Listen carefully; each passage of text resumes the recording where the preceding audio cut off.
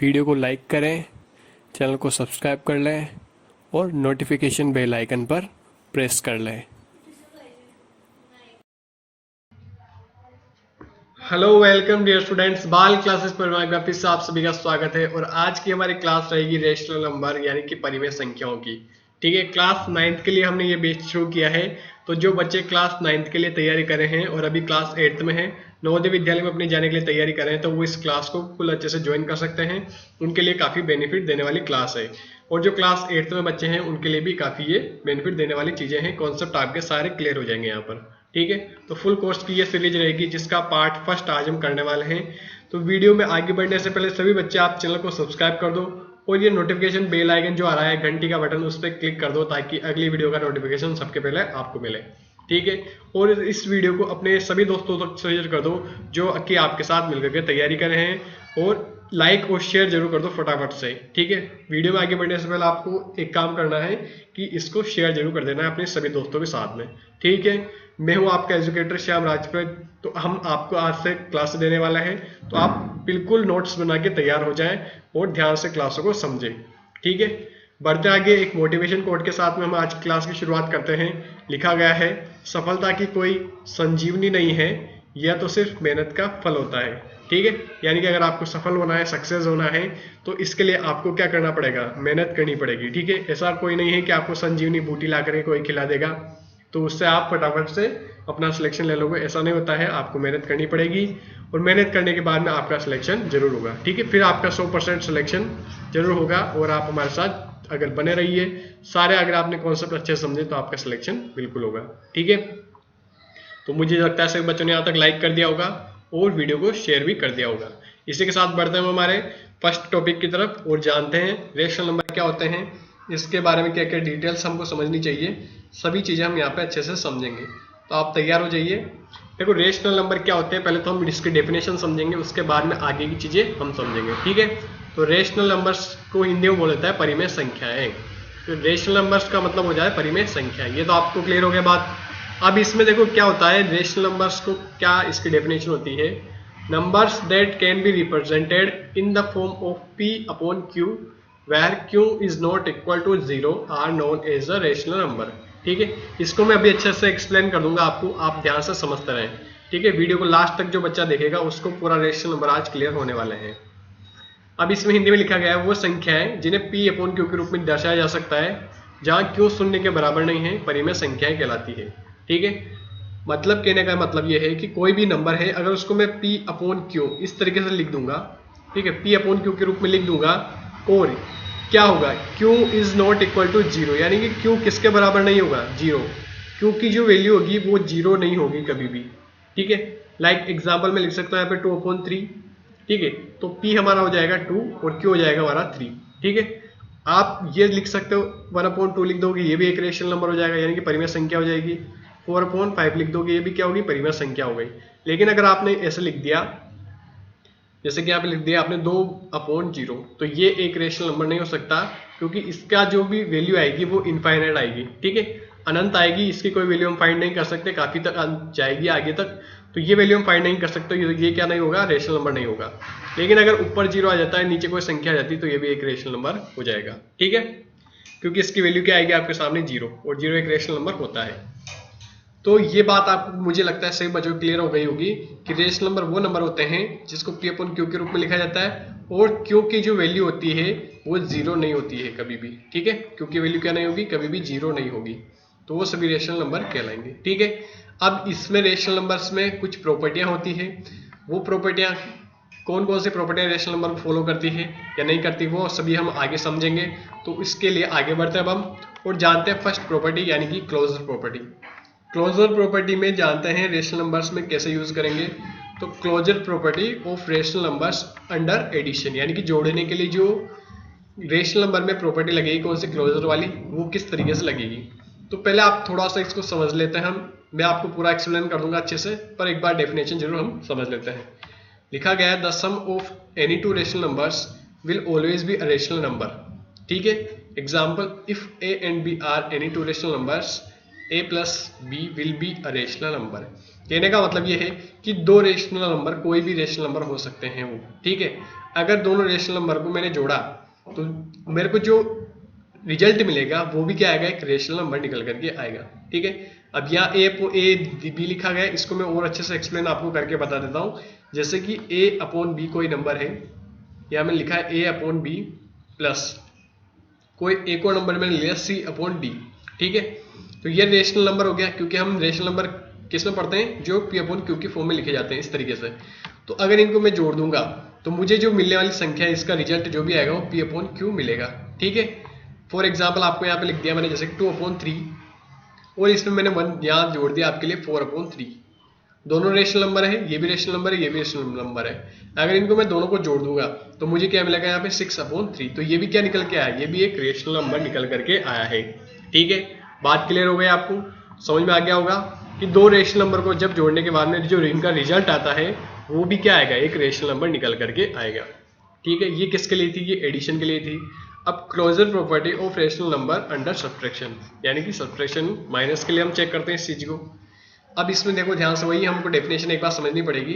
The difference between any two rational numbers will always be a rational number if A and B are any two rational numbers, A minus B will be a rational number, ठीक है। कहने का मतलब same यही चीज यहाँ पर है कि ए अपॉन बी में से अगर मैं सी अपॉन डी को घटा दूंगा, ठीक है, तो मुझे जो भी नंबर मिलेगा वो पी अपॉन क्यू मिलेगा, यानी कि वो भी क्या होगा, एक रेशनल नंबर निकल करके आएगा। Is it clear? अब देखते हैं, जैसा कि मैं यहाँ पे लिख देता हूँ आपको 8/5 लिख दिया मैंने, ये ए अपॉन बी हो गया, माइनस इसमें से 2/5 कर दिया, ठीक है। तो 8/5 में से 2/5 जब हम माइनस कर देंगे तो क्या बचेगा आपको, 8 में से 2 जाएंगे तो 6/5 6/5 आपको मिलेगा। तो ये 6/5 जो मिल रहा है ये भी क्या है, एक रेशनल नंबर है, ये भी क्या है, एक रेशनल नंबर है।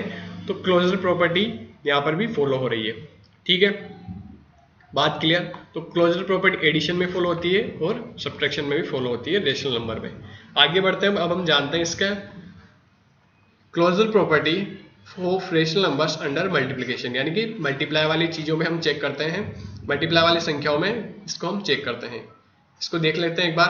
Closure property under multiplication state that any two rational numbers product will be a rational number. Example, if A and B are any two rational numbers, a b will also be rational number. अब मैं आपको समझा देता हूँ थोड़ा सा और अच्छे से एक्सप्लेन करके। देखो ए अपॉन बी, अगर इसको हम मल्टीप्लाई कर देंगे सी अपॉन डी से, ठीक है, तो ये दोनों रेशनल नंबर हो गए। अब इनका जो भी रिजल्ट आएगा वो क्या होगा, हमारा रेशनल नंबर निकल के आएगा, ठीक है। अब ए अपॉन बी की जगह जैसे मैं लिख देता हूँ 2/3 मल्टीप्लाई सी अपॉन डी की जगह में लिखते हैं यहाँ पे 4/5, ठीक है। तो इनका जो रिजल्ट आएगा, जैसे 2 को 4 से गुणा करोगे तो कितना आएगा, 8 आ जाएगा, 5 को 3 से करोगे तो कितना आएगा, 15 आ जाएगा। तो ये जो हमारे पास में रिजल्ट निकल करके आता है तो ये भी क्या है, एक रेशनल नंबर है, ठीक है। तो ये जो प्रॉपर्टी है यहाँ पर फॉलो हो रही है, मल्टीप्लिकेशन में भी फॉलो हो रही है, ठीक है, यानी कि गुणा में भी इसको फॉलो किया जा सकता है। अब इसके बाद में हम देखते हैं अगला डिवीजन का, closure property of rational number under division, यानी कि भाग वाले पोजीशन में हम चेक करते हैं। तो division of a rational number doesn't follow the closure property since the quotient of any two rational numbers a and b may or may not be a rational number, ठीक है। That means it can be undefined when we take the value of b as a 0। कहने का मतलब ये है, अगर कोई भी वैल्यू है, जैसे ए अपॉन बी आगे का रेशनल नंबर है, और इसमें जब डिवाइड हम करेंगे पीछे वाला नंबर से, यानी कि सी अपॉन डी से, तो सी अपॉन डी अगर ये वैल्यू कब फॉलो हो सकती है, जब हमारे पास में सी और जो डी है, सी और जो डी है ये किसके इक्वल नहीं हो, ये 0 के इक्वल नहीं हो, तब तो ये फॉलो हो सकती है, ठीक है। अगर ये 0 आ जाता है तो फिर ये रेशनल नंबर फॉलो नहीं होगा।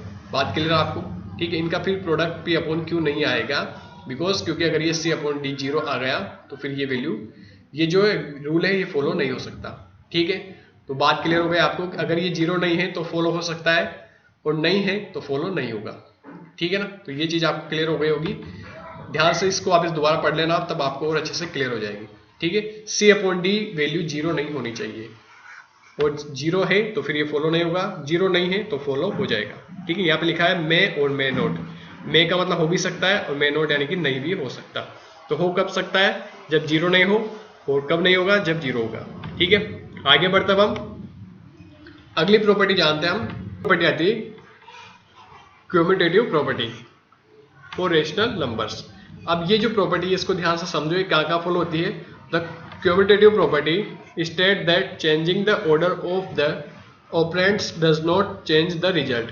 ठीक है, यानी कि इसमें क्या होता है, ये जो नंबर दे रखे हैं आपको, मैं आपको अभी समझा दूंगा आगे, तब आपको और क्लियर हो जाएगा इसका मीनिंग। ठीक है, इसका मीनिंग अभी हम समझेंगे एग्जाम्पल के रूप में। अब ये कहाँ फॉलो होती है, the commutative property for addition, addition में फॉलो होती है एक तो, और एक और कहाँ फॉलो होती है, मल्टीप्लिकेशन यानी कि गुणा में फॉलो होती है। तो ए एंड बी, तो इसका रिजल्ट क्या आएगा, बी एंड ए, मतलब इसका रिजल्ट दोनों का सेम आना चाहिए। फॉर एग्जाम्पल मैं आपको समझाता हूँ, ए अपॉन बी प्लस हमने किया सी अपॉन डी से। ठीक है, और इनका जो रिजल्ट होगा वो उल्टा, यानी कि सी अपॉन डी प्लस ए अपॉन बी, इनका ऑर्डर चेंज कर दिया। ठीक है, ये जो लिखा है इसने क्या बोला है, changing the order of the operands, यानी कि ये इनका ऑर्डर चेंज किया, ये यहाँ आगे था ये पीछे हो गया, या पीछे था यहाँ आगे हो गया। तो ये जो मैंने लिखा ये क्या है, दोनों इक्वल होंगे।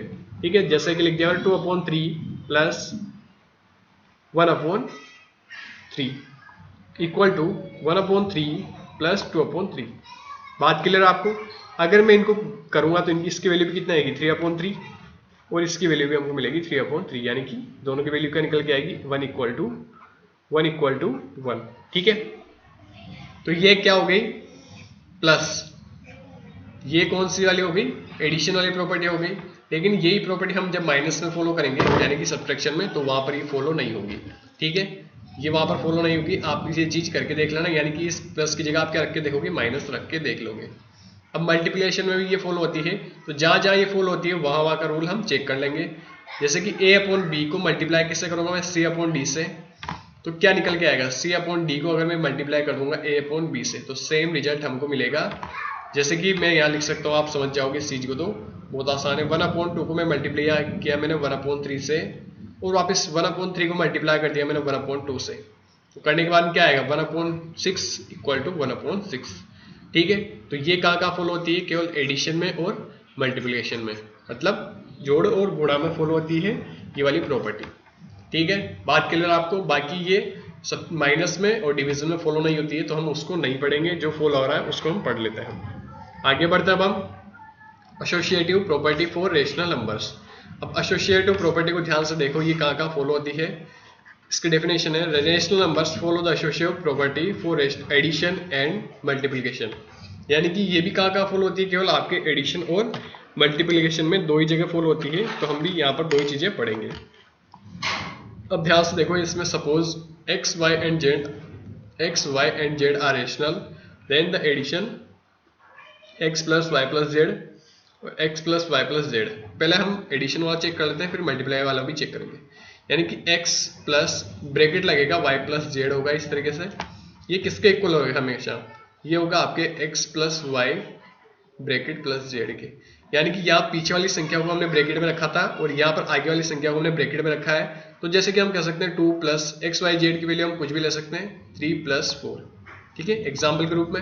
अब यहाँ 2, 3 और 4 को पीछे रखा हमने ब्रैकेट में, तो अगली बार हम क्या करेंगे, 2 प्लस 3 को इसको अंदर रख देंगे, और ये 4 आ जाएगा बाहर।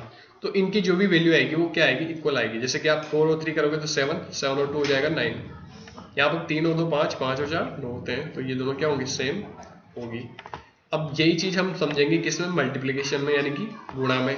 तो क्या होता है यहाँ पर देखो, x प्लस इस तरीके से लिखा जाएगा, x प्लस नहीं आएगा क्योंकि हम मल्टीप्लिकेशन की बात कर रहे हैं, तो ये सीधा ब्रैकेट आएगा, और y मल्टीप्लाई z इस तरीके से लिख सकते हो आप। यहाँ पर मल्टीप्लाई लगा दो क्योंकि हम मल्टीप्लिकेशन वाली प्रॉपर्टी पढ़ रहे हैं इसलिए।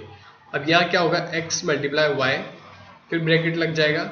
यहाँ मल्टीप्लाई लगाने की आवश्यकता नहीं है, लेकिन फिर भी आप लगा सकते हो क्योंकि ब्रैकेट हटते ही मल्टीप्लाई होता है। कोई भी संख्या क्या होती है, मल्टीप्लाई होती है। तो 2 मल्टीप्लाई, जैसे कि यहाँ लिख देता हूँ मैं 3 मल्टीप्लाई 4। ठीक है, इक्वल क्या रहेगा यहाँ पे, 2 मल्टीप्लाई 3 हो जाएगा ब्रैकेट में, और मल्टीप्लाई क्या हो जाएगा 4। अब इनकी वैल्यू आप निकालोगे तो सेम वैल्यू आएगी, यानी कि 4 3 12, 12 2 24 हो जाएगा, और यहाँ पर भी 24 निकल करके आएगा। ठीक है, तो ये एसोसिएटिव प्रॉपर्टी कहाँ फॉलो होती है, केवल एडिशन में फॉलो होती है। और वापस देखते हैं किसमें फॉलो होगी, केवल इसमें एडिशन में फॉलो होगी और मल्टीप्लिकेशन में फॉलो होगी। तो दो ही चीजें हमने जहां फॉलो होगी वहां हमने पढ़ लिया। ये माइनस में भी फॉलो नहीं हो सकती और डिवीजन में फॉलो नहीं होगी। ठीक है, ये बात आप याद ध्यान रखें। इसके आगे बढ़ते अब हम डिस्ट्रीब्यूटिव प्रॉपर्टी पढ़ते हैं। तो डिस्ट्रीब्यूटिव प्रॉपर्टी भी बहुत अच्छी प्रॉपर्टी है, इसको भी ध्यान से अब आपको पढ़ना जरूरी है। डिस्ट्रीब्यूटिव प्रॉपर्टी से बहुत सारे क्वेश्चन हम सोल्व करेंगे आगे, तो ये चीज़ आपको थोड़ा ध्यान से देखनी है। फोर रेशनल नंबर्स, इसमें क्या होता है, the distributive property state if A B C are three rational numbers, यानी कि तीनों क्या होने चाहिए, रेशनल नंबर होने चाहिए। ठीक है, अब ये जो दे रखी है आपको यहाँ पर, ये समझने वाली बात है। जब a मल्टीप्लाई बी प्लस सी दिया जाता है, a मल्टीप्लाई बी और a मल्टीप्लाई सी, इस तरीके से करेंगे, यानी कि a एक बार b से भी मल्टीप्लाई होगा और एक बार c से मल्टीप्लाई होगा, और इसको इस तरीके से लिखा जाएगा। ठीक है, ये कहाँ फॉलो हो सकती है, अब इसमें हम लिख सकते हैं, देखो 2/3 मल्टीप्लाई 1/4 प्लस 1/2 लिख देता है। ठीक है, अब ये रेशनल नंबर मैंने ले लिया, ये a था, ये b है और ये c है।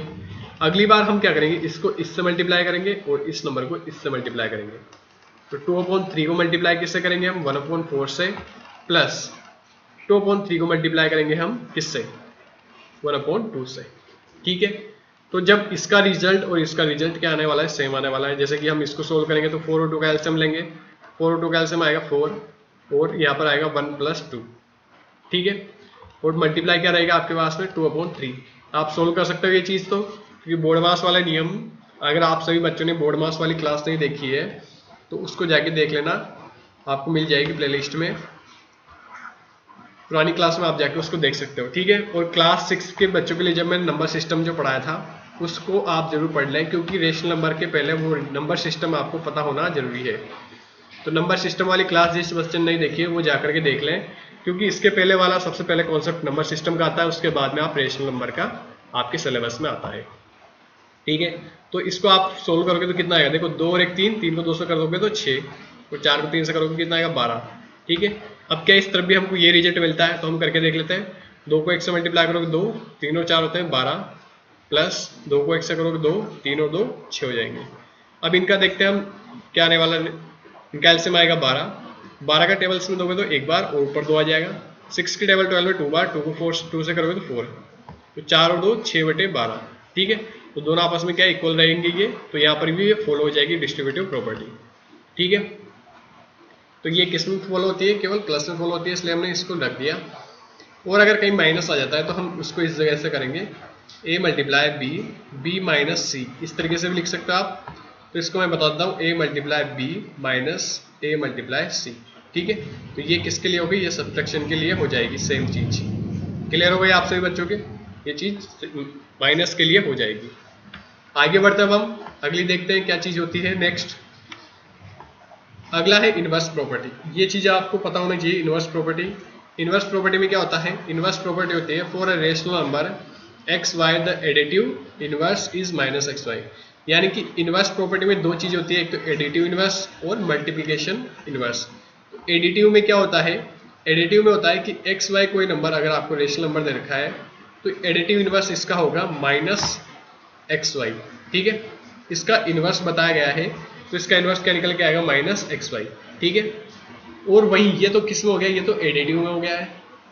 और वही अगर आपको मल्टीप्लिकेशन में चेंज करना है, मल्टीप्लिकेशन में बताना है, तो मल्टीप्लिकेशन इनवर्स होगा एक्स वाई का इनवर्स क्या निकल के आएगा, y/x।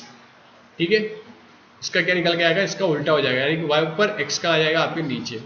ठीक है, तो मैं इस तरीके से एग्जांपल देता हूँ, जैसे 2/3 है तो इसका एडिटिव इनवर्स होगा -2/3। ठीक है, और वही हम जब मल्टीप्लिकेशन इनवर्स देखते हैं तो 2/3 का क्या निकल के आएगा, उल्टा, यानी कि 3/2।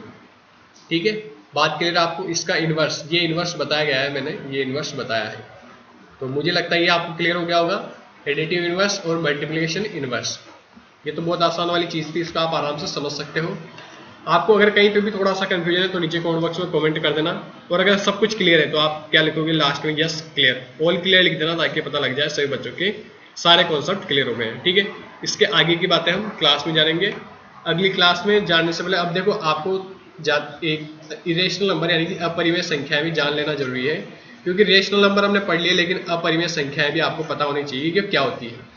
इरेशनल नंबर लिखा गया है, irrational numbers are the real number that cannot be represented as a simple fraction. It cannot be expressed in the form of ratio such as P upon Q where P and Q are integers, Q is not equal to 0।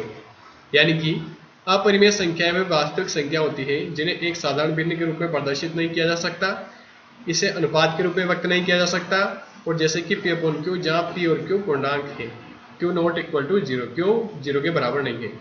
तो example के रूप में आपको बताता हूँ, अपरिमेय संख्या वो होती है जिसको P upon Q के रूप में भी नहीं लिख सकते हम, ठीक है, और A upon B के रूप में नहीं लिख सकते, और रेशियो यानी कि A रेशियो B अनुपात के रूप में भी इसको नहीं लिखा जा सकता।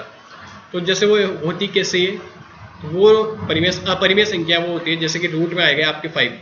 अब इसकी वैल्यू आप फाइंड करोगे तो इसकी वैल्यू आप फाइंड करोगे तो ये वैल्यू इसकी कैसे आएगी, अपरिमेय संख्या आएगी, यानी कि वो एक नंबर नहीं बन के आएगा, रेशनल नंबर नहीं बन करके आएगा। जैसे कि इसकी कैलकुलेशन वैसे काफ़ी हार्ड हो जाती है।